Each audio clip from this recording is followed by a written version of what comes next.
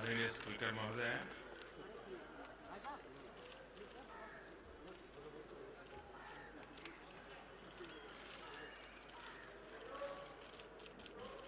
दुनिया में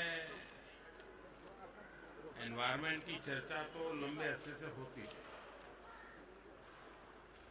लेकिन पिछले कुछ वर्षों से सामान्य मानवीय के जीवन में उसका इम्पैक्ट महसूस हो रहा है, नेगेटिव इम्पैक्ट महसूस हो रहा है और उसके कारण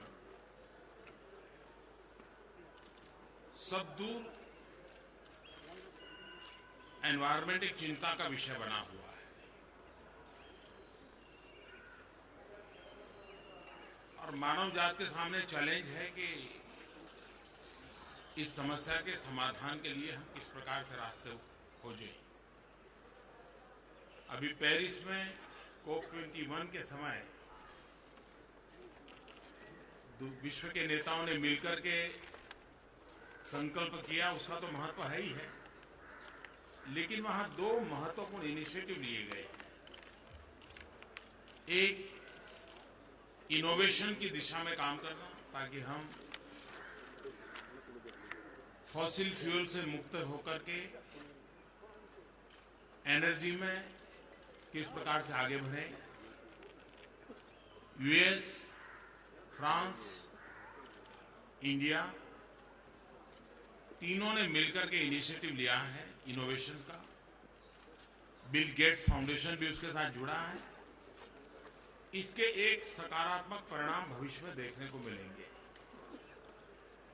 दूसरा महत्वपूर्ण निर्णय वहां हुआ कि दुनिया में करीब 122 देश ऐसे हैं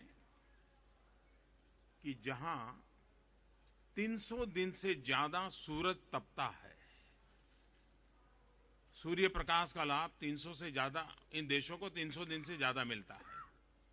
भारत के इनिशिएटिव से उन देशों का एक संगठन हुआ है और उस संगठन का हेडक्वार्टर भारत में रहने वाला है। और सूर्य ऊर्जा का उपयोग भविष्य में कैसे किया जाए, उस पर ये देश मिलकर के काम करने वाले हैं। मेक इन इंडिया का हमारा जो इनिशिएटिव है, उसमें आज एक नया नजराना ये दुनिया को भी काम आने वाला है, क्योंकि बैटरी के एक नए प्रकार से रचना कैसे हो, बैटरी की लाइफ कैसी ज्यादा हो और बैटरी कॉस्ट इफेक्टिव कैसे हो, इस पर रिसर्च हुआ है। और उसका ये नतीजा है कि पुरानी बस में थोड़ा सा खर्च करके, अभी आपने देखा होगा बस चल रही थी लेकिन आवाज कहीं नहीं आ रही थी। अगर बस चालू करे तो पता चलेगा कि चालू ही है अभी। हाँ, तो उसकी जरा सी भी आवाज नहीं है और पॉल्यूशन का तो उसको कोई अवसर ही नहीं है। अभी तो सांसद लोगों को इसका लाभ मिलेगा, लेकिन अगर startup India, stand up India में अगर नई पीढ़ी के लोग इस बैटरी बनाने के काम में आएंगे आगे, तो बहुत तेजी से हम हमारा पब्लिक ट्रांसपोर्टेशन सिस्टम है उसमें इस नई रचना को ला सकते हैं। हमारे नितिन जी को इन विषयों में रुचि भी है, वो पढ़ते रहते हैं, कुछ न कुछ खोजते रहते हैं, तो मैं उनको बधाई देता हूं कि उन्होंने एनवायरनमेंट की दृष्टि से टेक्नोलॉजी को कैसे उपयोग किया जाए और मेक इन इंडिया को बल देते हुए कैसे आगे बढ़ा जाए, उसमें एक सफल प्रयास किया है। मैं उनको बधाई देता हूं।